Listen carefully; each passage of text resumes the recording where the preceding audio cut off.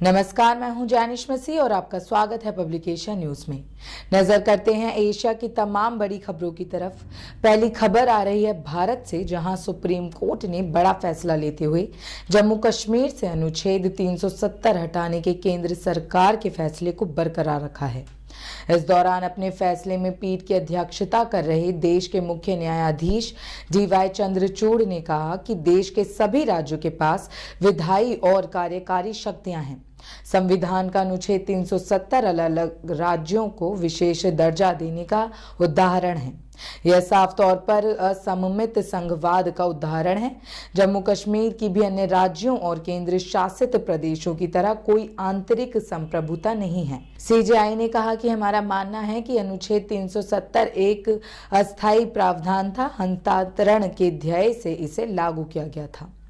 अगली खबर की ओर बढ़ते हैं। बता दें, इजराइल और हमास के बीच जंग लगातार जारी है। इस जंग पर मिडिल ईस्ट के देश फिलिस्तीन का समर्थन कर रहे हैं, वहीं अमेरिका, ब्रिटेन जैसे देश इजराइल का समर्थन कर रहे हैं।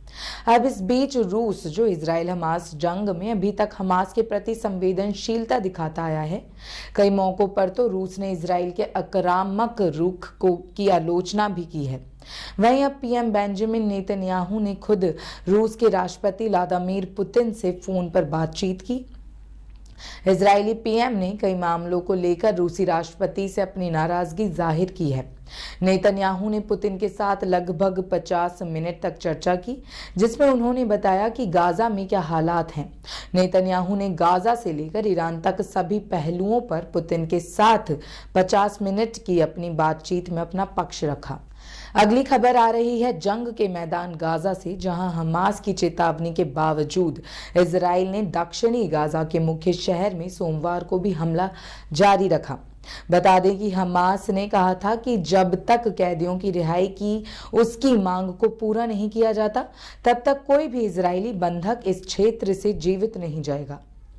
हमास ने 7 अक्टूबर को इजराइल पर हमला किया था। इस दौरान हमास के सैनिक करीब 240 लोगों को बंधक बनाकर गाजा ले गए थे। हमास के हमले का इजराइल ने भी सैन्य हमले से पलटवार किया। इजराइल के लगातार हमले से गाजा पट्टी मलबे में तब्दील हो चुका है। फिलिस्तीनी इस्लामिक जिहाद के आतंकियों ने बताया कि उन्होंने एक घर को उड़ा दिया, जहां इजरायली सैनिक सुरंग की तलाश कर रहे थे।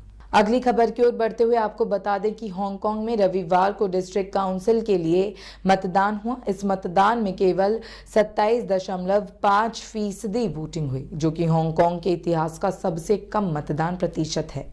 इतने कम मतदान प्रतिशत की वजह है कि सरकार के उस आदेश को माना जा रहा है जिसमें सिर्फ देशभक्तों को ही मतदान करने को कहा गया था।